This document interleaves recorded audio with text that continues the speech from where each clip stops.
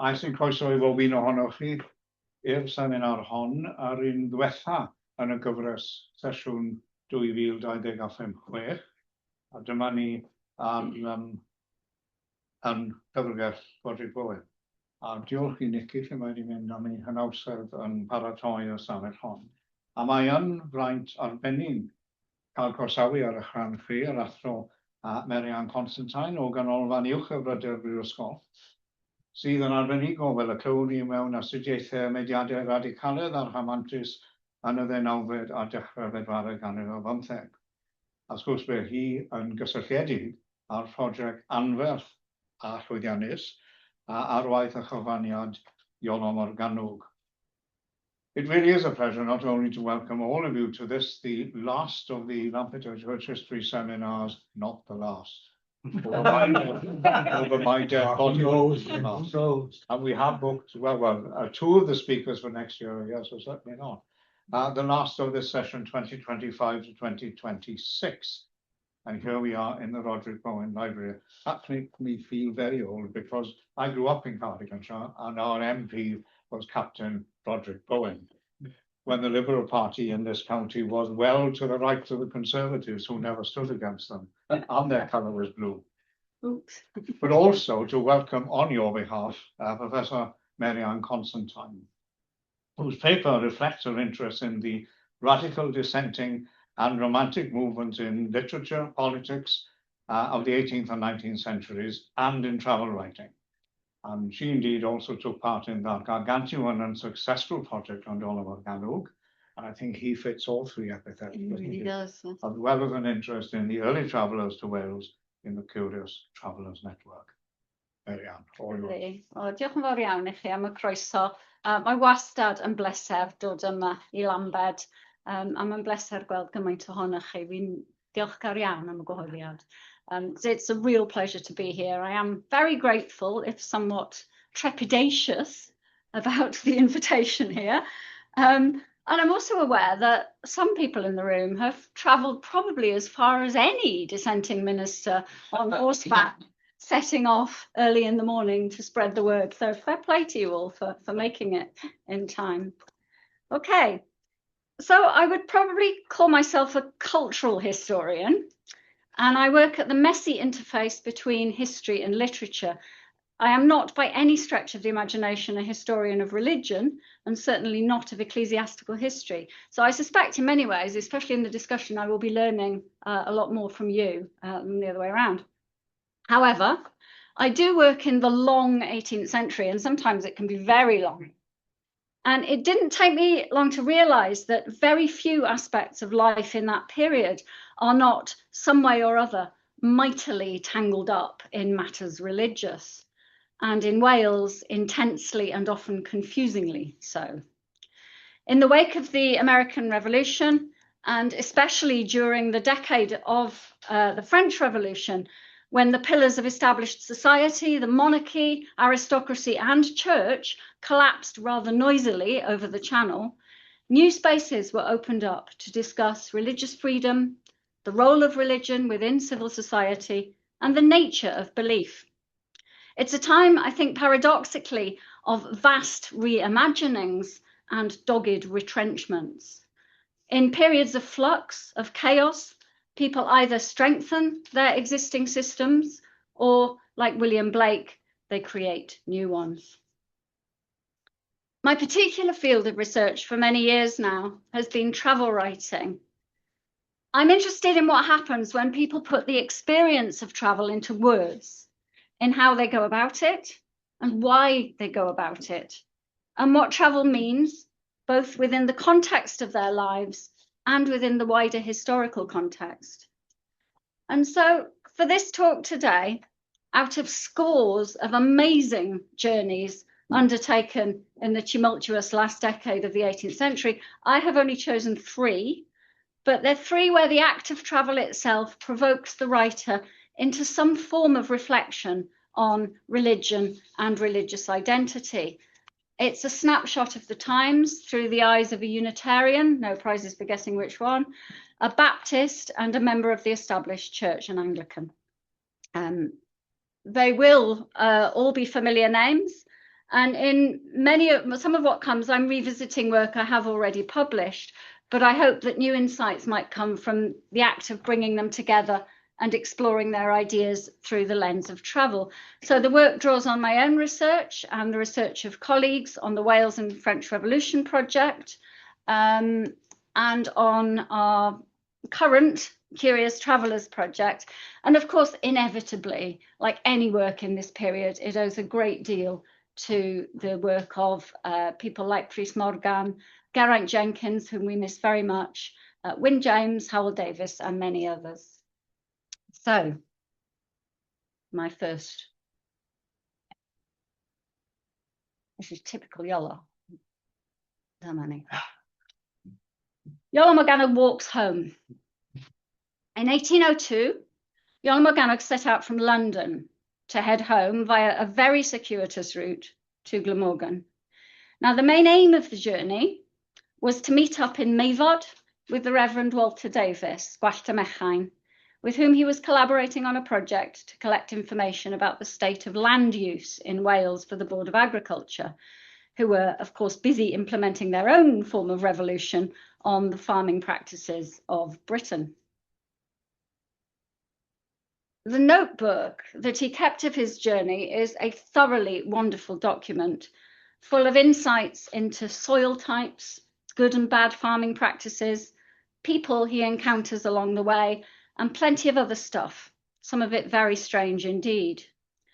We are at this point in a brief hiatus of peace in the war with France after the Treaty of Amiens. It's a very brief peace. And the journal is haunted by the spectre of war and of a political regime which has clamped down on radicals and dissenters of all kinds. Passing by Shrewsbury Jail, after his lengthy visit via Birmingham, Iolo thinks with fury of the incarcerated radical Thomas Spence, who's just finishing his jail term for sedition. And he also thinks of his fellow Unitarian, Thomas Glyn Cothi, in prison elsewhere for allegedly singing the Calmaniol, which was not a wise thing to be doing, if indeed he ever did. I haven't, the quote, if you can see it, is very Iolo. I am told it is used as a bastille to chastise those who dare tell truth. Poor Thomas Spence is confined in it. Shame, shame. What is shame? Who feels it? Who amongst kings? Oh, who amongst those who live by licking up the spittle of kings? Who, oh, ask again, who? This is not the journal of a man who is particularly comfortable in his mind. It's a very, very, very on the edge piece of writing, and all the more interesting for it, I think. A wonderful piece of historical documentation, because we don't often get that level of privacy. The notebook starts with observations on the bitter cold May weather, which I think it was actually worse. The potatoes had all blighted. It was still freezing, and they were just getting rain for the first time, although I think it's not a great May here, but it's not as bad as this one. It rapidly, however, veers off into more dangerous territory. The sight of a gibbet on Tatsworth Common seems to have triggered the idea of a grand illumination for the 1st of June 1802.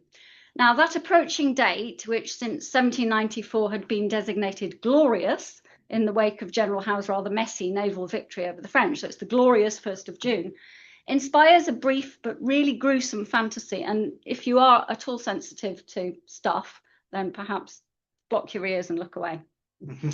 No, seriously, it's not nice. Let 200 or 300 good ropes be suspended from the top of St. Paul's to the ground, each to have nooses at a foot distance, and in every noose a neck of one of the rascals that richly deserve it.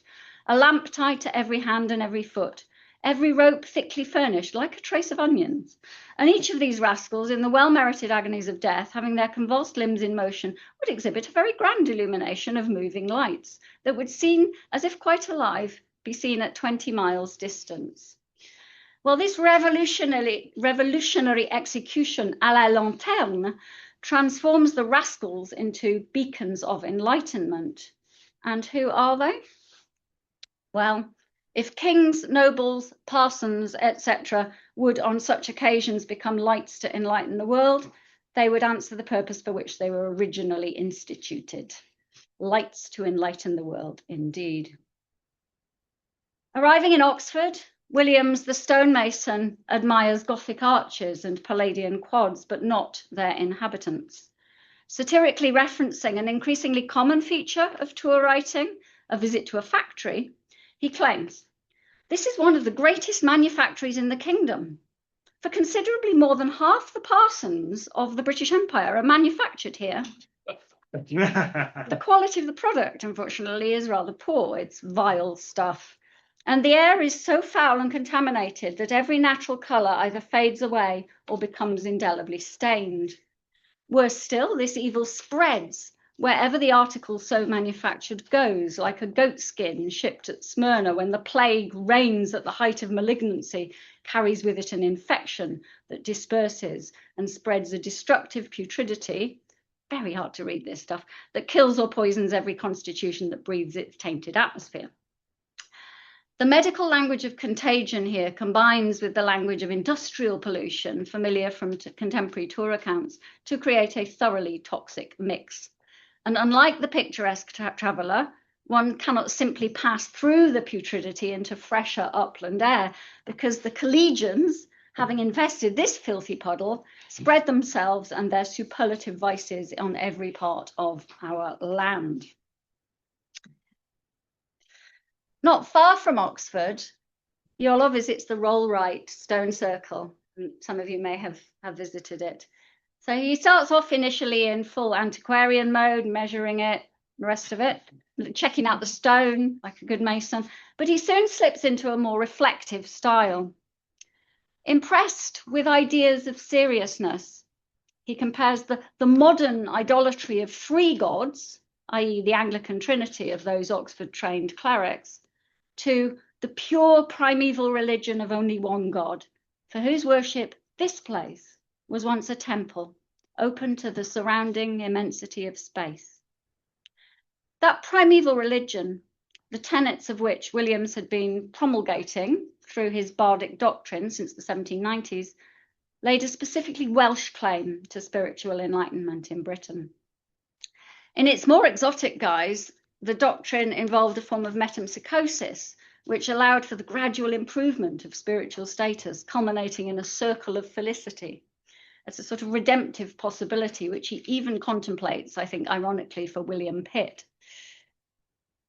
Insisting, though, on a single patriarchal God, much of Bardism conveniently foreshadowed the modern Unitarian movement, which Williams and the imprisoned Thomas Evans, who was known as Priestly Bach, worked hard to establish in Wales in the 1790s and early 1800s.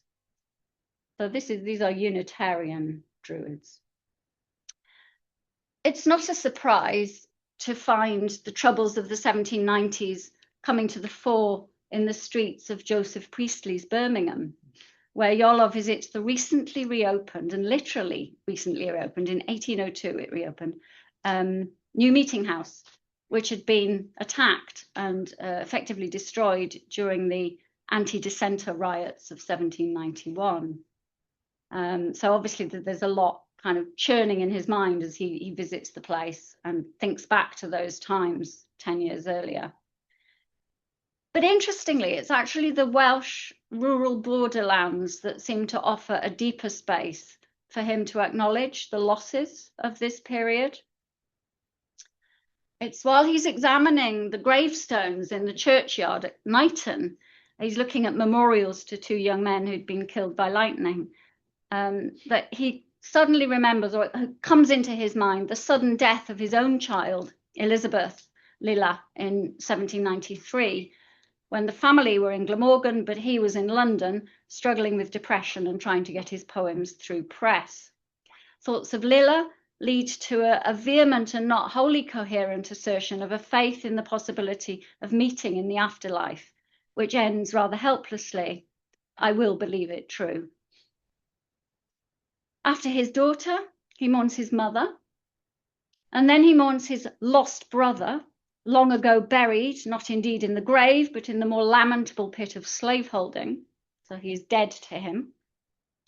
And then all these other losses crowd in, all of them Unitarians who were silenced either by death or exile.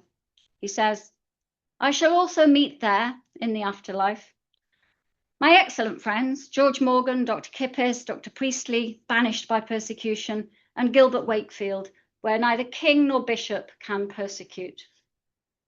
The members of this group were all clustered around the Glamorgan-born dissenting minister, Dr. Richard Price, at the Hoxton Academy, of course. And it was Price's address to the Revolution Society in 1789, which began the entire pamphlet controversy with Edmund Burke, and backwards and forwards then with Tom Paine, exploring so many different positions, radical and loyalist, in relation to the French Revolution and the subsequent war with France. And that pamphlet controversy contains some of the most powerful writing to come out of the 1790s. I'm sure you know all these people, but just as a quick reminder, George Cadogan Morgan was a nephew of Richard Price. He died apparently accidentally after experimenting with gases in 1798. He's a lovely man, and he left a diary of a journey to France in July 1789, where he just happens to be staying in a hotel at the Palais Royal the night it all kicks off on the 13th. And I've published that journey and that diary in the French Revolution series. So I think it's all kind of online now. But and he's a great writer, and he absolutely gives you a blow-by-blow account of what it's like to be there at the heart of it. And it's kind of not an accident that he's out there, because he is Richard Price's nephew, and they did have a kind of inkling that things might be kicking off. Andrew Kippis, of course, a leading Unitarian thinker, a disciple of Price's at Hoxton before moving to Birmingham. Not sure how well y'all actually knew him. He died in 1795. Priestley, the preacher and scientist, left Britain for America in 1794 after years of persecution, including the burning of his house and the destruction of his laboratory by the Church and King mob in 1791. And then Gilbert Wakefield, the most recent loss in this list, had died of typhus in September 1801, not long after his release from prison. His pamphlet, written against the Bishop of Llandaff, had earned him 2 years of incarceration, and it had effectively silenced its publisher, Joseph Johnson, whose shop formed the hub of much of this literary and dissenting activity. So there is no gainsaying the historical fact of suppressed religious freedoms and politically motivated oppression across Britain, let alone Ireland, at this period. Nevertheless, Iolo's political beliefs, and enmeshed with them his religious positions, are often loud. His opponents are grotesque caricatures, like something from a Gilray cartoon. His radicalism, pushing at the pillars of priestcraft, often sounds like sloganeering. I think this is probably heresy from my point of view, from working within the Iolo project. The lived reality of Iolo's engagement with the fabric and personnel of the established church was, of course, much more complicated. Those pestilent Oxford-educated clerics included people he admired very much, such as Walter Davis and Iolo's friends John and Daniel Walters, the sons of his lexicographical mentor, the Reverend John Walters of Llandoch. And of course, his profession as a stonemason kept him very often within church precincts. He was profoundly moved by church architecture, St. Mary Redcliffe, Wells Cathedral.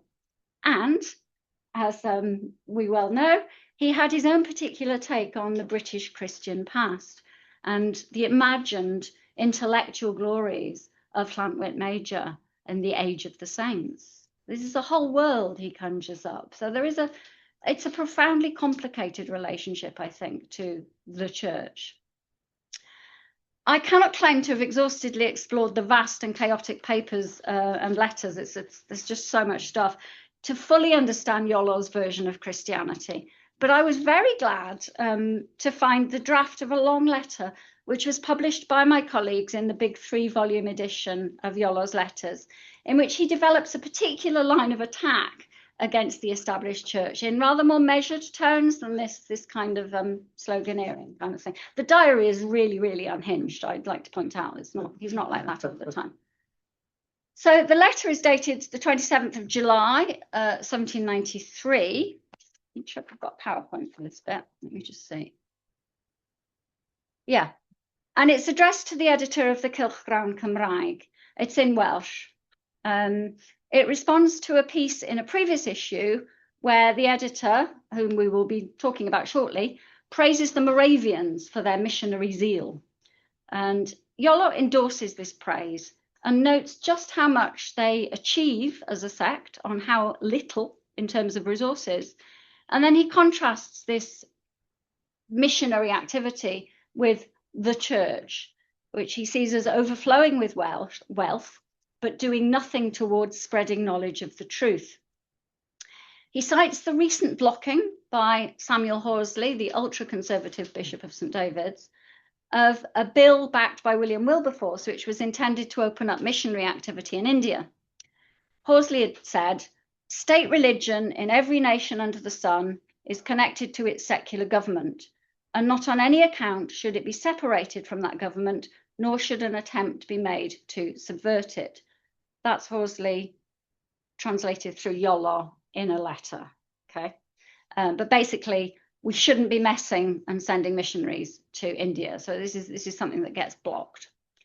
Iolo concludes, thus declaimed the Lord Bishop shamelessly against the command of the Lord Jesus.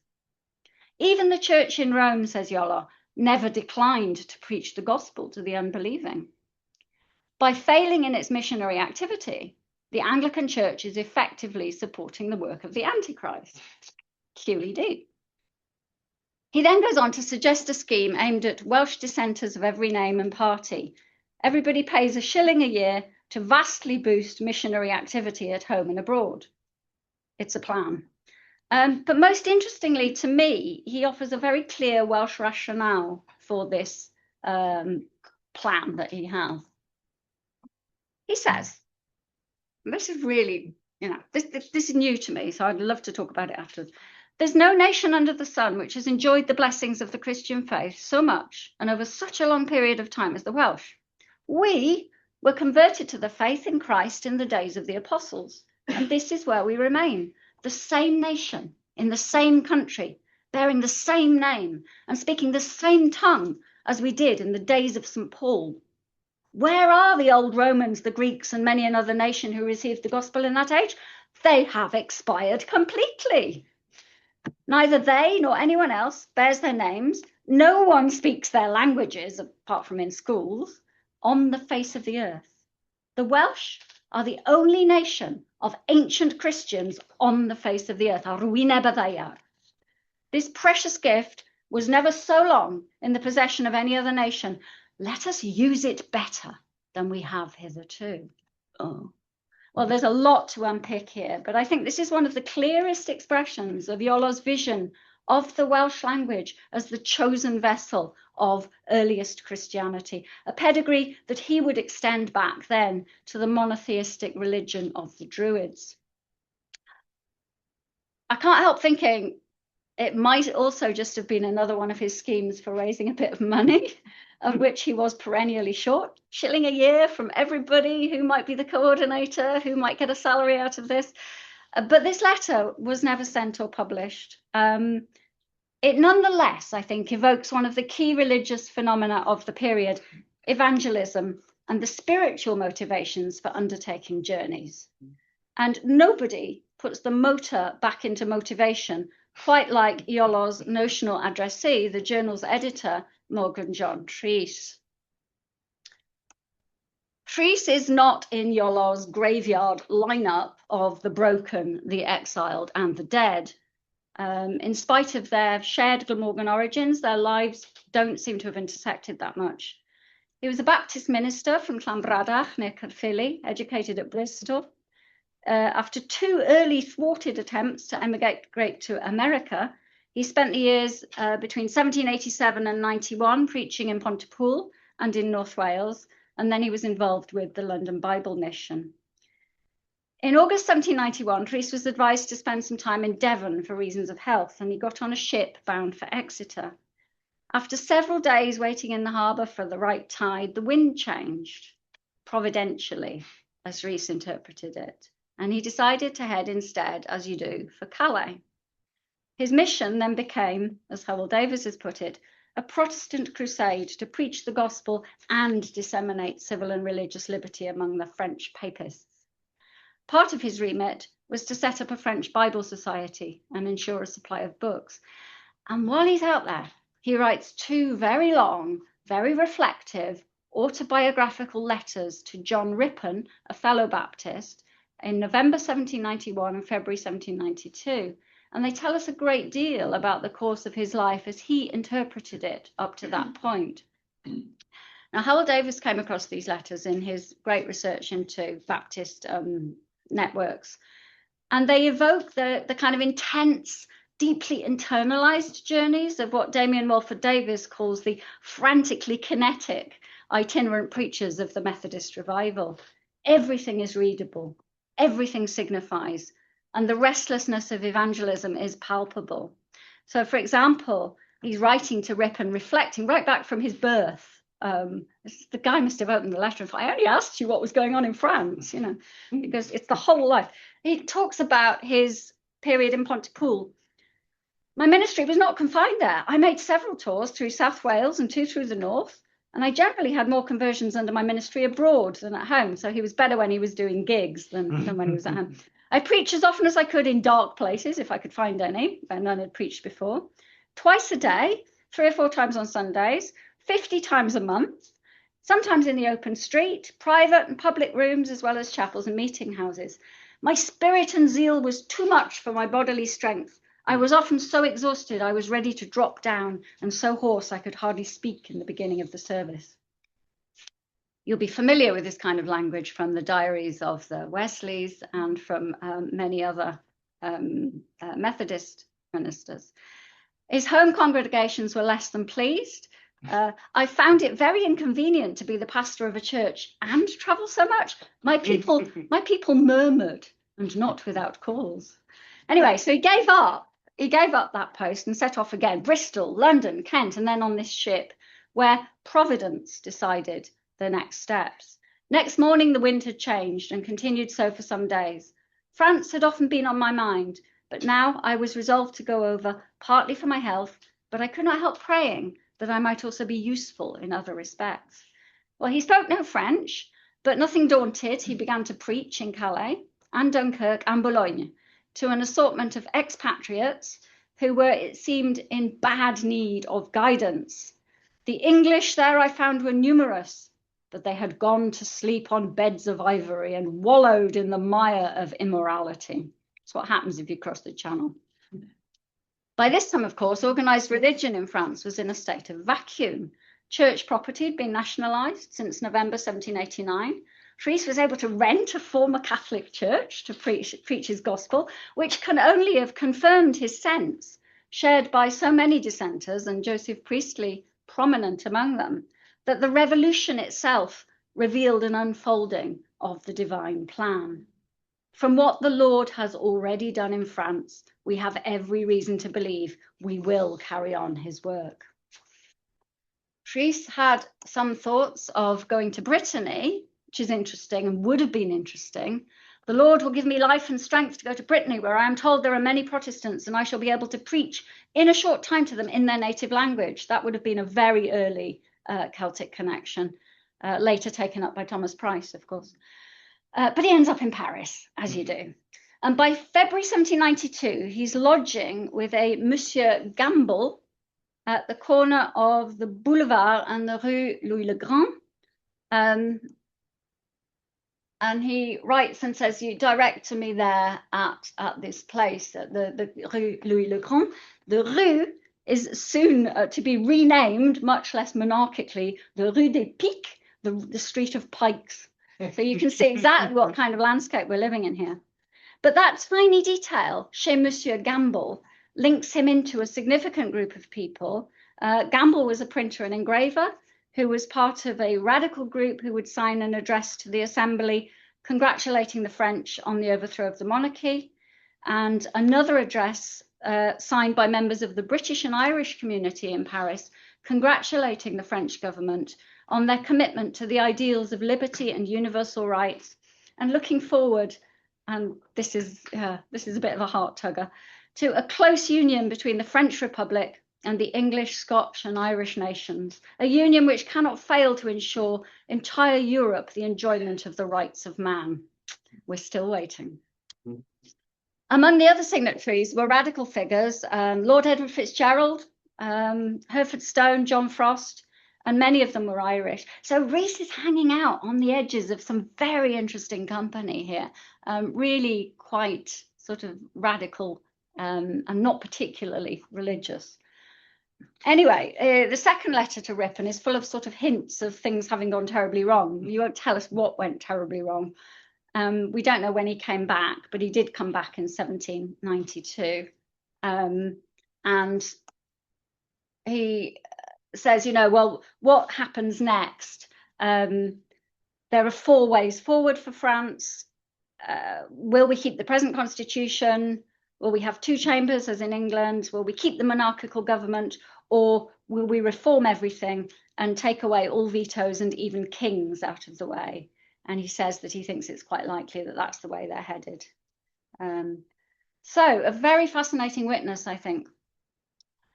The period in France seems to have ended in disappointment, but he retained his zeal, and on returning to Wales, set about editing the first ever Welsh language periodical, the Cylchgrawn Cymraeg, which was the journal to which Iolo was writing.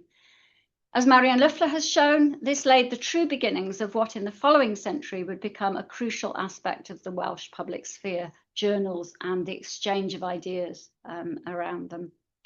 However, financial difficulties and definitely the increasing political tensions meant it only ran to 5 issues, and by October 1794 he'd either emigrated or fled to America. And as his journal, there we go.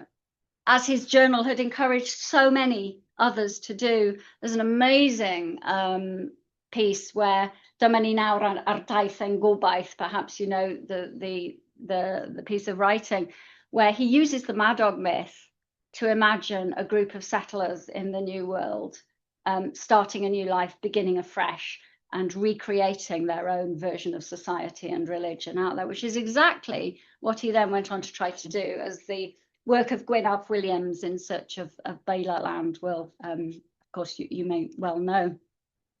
Hundreds of Welsh emigrants were encouraged to join him in founding and developing the town of Bela, whose church initially was non-denominational. He married, had 5 children, but died at the age of 44 in 1804. Morgan John Rhys wrote Gwynaf Williams very memorably, burns in the mind like a sudden flame, all warmth and brilliance and brevity. His letters and a fascinating journal from the period of his travels in the South refers occasionally to his time in France. He became hugely involved in the fight against slavery in the South. He would preach endlessly on his tours. The Paris of early 1792 and its galvanizing effect on his subsequent actions is recalled most memorably in Charleston. And this was the very place to which he'd booked his passage a full decade earlier, but circumstances had prevented him from reaching it a decade before he was ready. Had Providence then permitted me to cross the ocean, I should not have borne my testimony against many bad laws and iniquitous practices in my native country, nor perhaps have drunk so deep of the cup of manumission, so the anti-slavery protest. Having stood on the ruins of the Bastille in Paris and still feeling the energy of those principles which shake Europe to the center, I am now constrained to preach liberty to captives and to proclaim the acceptable year of the Lord. I would love to have heard him speak. For Wyn James, he is a seren wyb ola, a bright shooting star, and he burns on a very mixed fuel. Gallwn dweud, says Wyn James, fod yr holl elfennau cyffrous oedd ar waith yng Nghymru ar ddiwedd y 19th ganrif yn cyd-gyfarfod ym mherson Morgan John Rhys. All of the elements which are mixed up at the end of the century are present in his life and in his writings. Evangelism, enlightenment, radicalism, dissent, Romanticism and millenarianism, all kind of tumbling together. Revisiting James's work for this talk, I was struck by his account of this very emotional evangelist as a key player in what he thinks of as the Welsh Enlightenment. And I have found other people expressing similar notions. For some, William Williams Pantycelyn is an Enlightenment figure, because many of them, like the Cylchgrawn Cymraeg and the Thea Memphis work that William Williams did, it's about trying to kind of catalogue and capture the world in ways that follow Enlightenment rules. So there's an interesting use, I think, of the concept of Enlightenment within dissent. But I find it particularly intriguing because for me, Enlightenment Wales is not located in the southeast and Glamorgan, where all of these people come from, but in the northeast, which is a much less, I think, explored area. There's another draft letter in the Iolo archive, and again, we're not sure that this was ever sent. It's dated April 1794, and it's a short note to the naturalist and antiquarian Thomas Pennant, acknowledging his kindness in putting his name down for no fewer than 6 sets of poems, lyric and pastoral, the great oeuvre that Iolo had been completing, which had finally come out, nearly killed him, but he got it out. The tone of Iolo's letter is respectful, admiring, and gently humorous, because it is written as if to a ghost. I was some years ago in hopes, he writes, that the late Mr. Pennant would have visited my native county of Glamorgan that abounds in very great curiosities of nature. I still hope to meet his ghost pretty soon. I should not be frightened at the sight. The ghost of Mr. Pennant is doubtless a gentle shade. And this brings me to my final traveller. In 1793, there appeared The Literary Life of the late Thomas Pennant, Esquire, in which the author plays with the conceit that his career as a prolific publisher of works on natural history and travel was now over. This final performance marks the death of the author, and it gives us a run-through of his publications from early articles in the Philosophical Transactions, via his British, Indian and Arctic zoologies, his tours of Scotland and of Wales, works which changed public perceptions of those countries, and explorations of other parts of Britain, including London. And he says, the title page announces the termination of my authorial existence. So Iolo is playing with this conceit that Pennant is actually dead. Inevitably, being Pennant, he couldn't resist one more massive publication. So 1796 sees his parochial history of Whitford and Holywell come out, which is like yay big. And he clearly spent the last 3 years writing. So he does do another big publication after this one, and has to kind of apologize in the preface. In the literary life, he revisits a tour he made on the continent. That's just a random slide. Oh yeah, no, it's not a random slide. That gives you a sense of the kind of extraordinary abundance of Pennant's oeuvre. And I'll be talking about him next month, so I won't talk too much about that now. He revisits a tour because he's going back through his whole life. He tells us a little bit about a tour he made on the continent in 1765. And this is a tour he never published, but it furnished him with contacts, really important contacts, visits to collections of art and to natural history, all things which would inform the rest of his career. He was particularly friendly, for example, with Georges Leclerc, Le Comte de Buffon, whom you may know as a great writer of natural history from the European Enlightenment. And he looks back with pride at the great welcome he received in Paris. Now, as he's compiling his literary life, he's clearly going through some old notebooks. And I think it's at this point that he gets his secretary to copy up, fairhand, the full account of his continental tour from his journal. And that work is never published in his lifetime because it's not a kind of publishable tour. It's an account of day-by-day travel through the continent. It doesn't get published till the 1950s. So it's another private text, but completely the opposite of Iolo's. It's just pure objectivity from start to finish. I saw this, I did that, I met these people, I got up, I did, it's not kind of, the whole exposure of self, at least not all of it.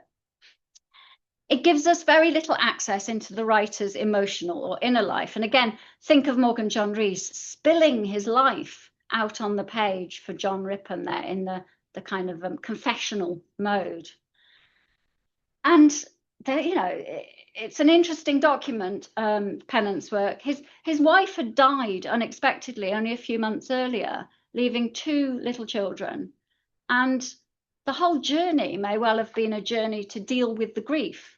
And yet you would never get a hint of that in the text, which is purely sort of 18th century rational objectivity. Nevertheless, if we look carefully, there are 1 or 2 intriguing chronological anomalies. And I'm going to share one of them with you now as I draw my talk to a close. It's a section describing a visit to the Carthusian monastery of La Grande Chartreuse, high in the mountains north of Grenoble. Pennant stayed the night there. In fact, I think more than 1 night. And he devotes 5 uncharacteristically descriptive pages to the experience. Its medieval ambience clearly enchanted him. Now and then met a meagre monk walking in the fullness of meditation and deep silence. It's like he'd been transplanted into his beloved Middle Ages. As an antiquarian, he was passionate about medieval stuff, but very kind of chary of the kind of religious consequences. So you can imagine the appeal of actually finding yourself in La Grande Chartreuse. He describes their way of living. He resists the attempts of an amiable brother to convert him to Catholicism. And then, oh yeah, that's Turner. Turner does it in 1802. Turner does it so well. He does the whole landscape around there, but it's dramatic Swiss landscape, bridges, cataracts, waterfalls, the rest of it. Suddenly, we get this. Since the late subversion of all things, wrong as well as right, in the Kingdom of France, we hear that the innocent inmates of this monastery have been turned out to starve on a beggarly pittance in common with the monks of other orders, and their house converted to a foundry for cannon. Now, this is a text recounting the day-by-day itinerary of a traveller from 1765. This is a voice from the future. The late subversion of all things must refer to the 1792 expulsion of the Carthusian monks, an episode which was also used by William Wordsworth in The Prelude. So it's presumably also from the future that a much older and indeed a much more subjective and emotional Thomas Pennant writes. I would not be supposed to be a friend to monastic life, but I wished it to be extinguished for the honour of humanity by degrees. The present devotees should have been suffered to finish their days in peace. A prohibitory edict should have been issued to prevent any person again from taking the vow. And in a few years, the whole of these mistaken zealots would have died away. Okay, it's not exactly pro, but it's also not the rabid anti-Catholicism that most people indulge in Britain at this time. Very few parts of the 65 tour sound like this. And to me, it's fascinating to think of Pennant retrospectively revealing the journey's emotional core and locating it in a landscape of textbook romantic scenery, in a place that was in its own way, for his rational, enlightened self, just as backwardly medieval as the punishment he'd seen in Paris of a baker's boy broken on the wheel. The farewell he wishes to take of the past is not the brutal rupture of the French Revolution, but something more gradual, more moderate, a slow extinction. It gets better. When he leaves the monastery the following morning, his friend, le Père Coadjuteur, accompanies him for several miles, and it just gets positively Rousseau-esque at this point. At Pontparnasse, a bridge in the midst of the desert, built on 2 high rocks over a deep and narrow chasm formed by the torrent, which foams here with vast violence and shaded by numberless heights of trees, I took my last farewell of my worthy conductor.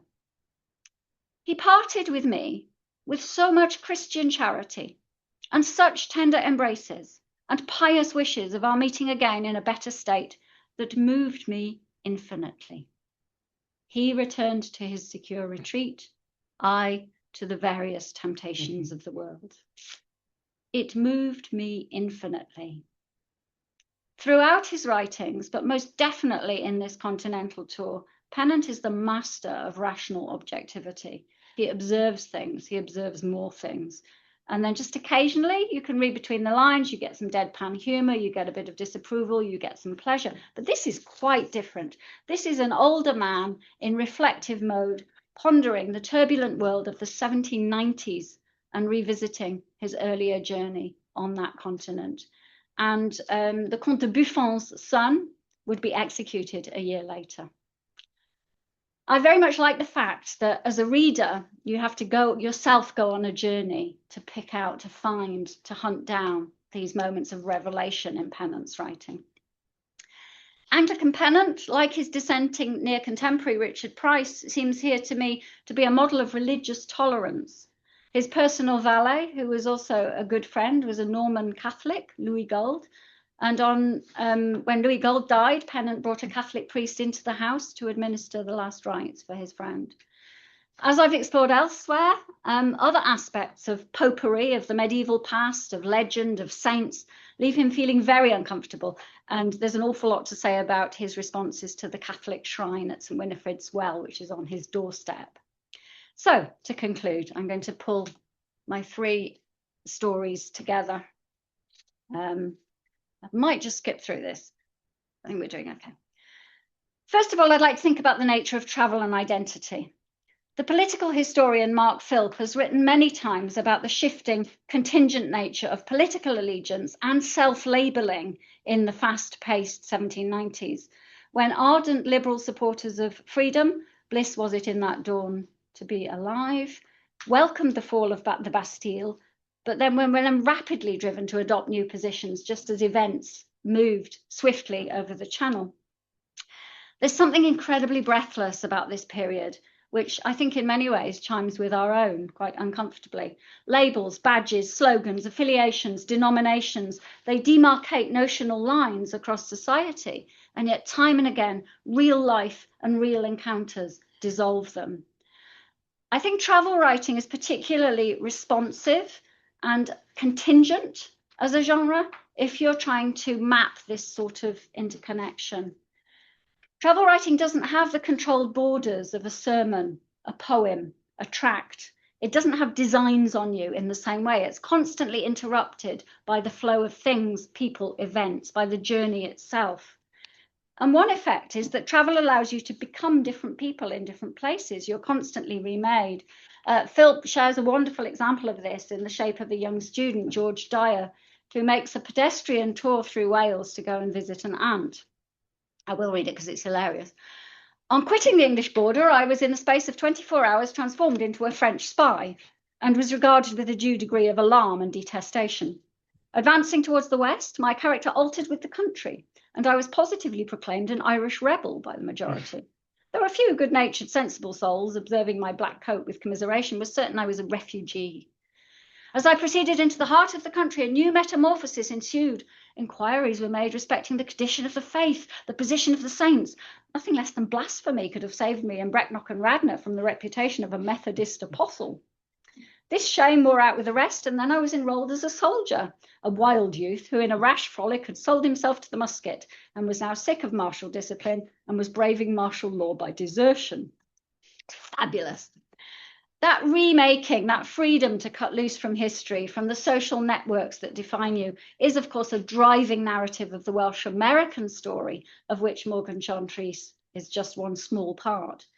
And the church he attempted to found at Bela, the Christian church, was never to be called by any other name, and all that members needed to believe was that Jesus Christ was its head, that all were welcome, all denominations were welcome. It didn't catch on, and Bela didn't last long. Revisiting these writers, I've also become newly interested in the relationship between travel, language, and religious identity, particularly in relation to missionary activity, which is a really complicated beast, I think, in many ways. It feels like a topic that is full of unexploded ethical landmines, since even quite recent studies of what the 19th century writers tend to call Baptist heroes and other worthies can seem deliberately blind to wider political contexts. I mean, what are the implications of Iolo using the special case of Welsh as the oldest vehicle of Christianity to advocate for more missionary activity at home and abroad? What are the implications of Morgan John Rhys learning English so as to be able to preach in it? And then his schemes for learning French and Breton and indeed Native American languages. There are lots of paradoxes around identity, language, and sharing and creating global networks of belief. European study of natural history in this period is stratospherically boosted by a massive proliferation of journeys, of routes, of voyages, of infrastructure, and of print. From the Arctic and the Americas to India and the Southern Hemisphere, Thomas Pennant was a direct beneficiary of other people's journeys, and those journeys were mostly made for power and profit. Similarly, missionary zeal across the globe was responsible for collecting and for collating the grammars and the vocabulary lists of so many indigenous languages, even as the impetus to Christianize, let alone the colonial framework which sustained it, simultaneously spelled the beginning of the end for those same cultures. Diolch yn fawr iawn i chi.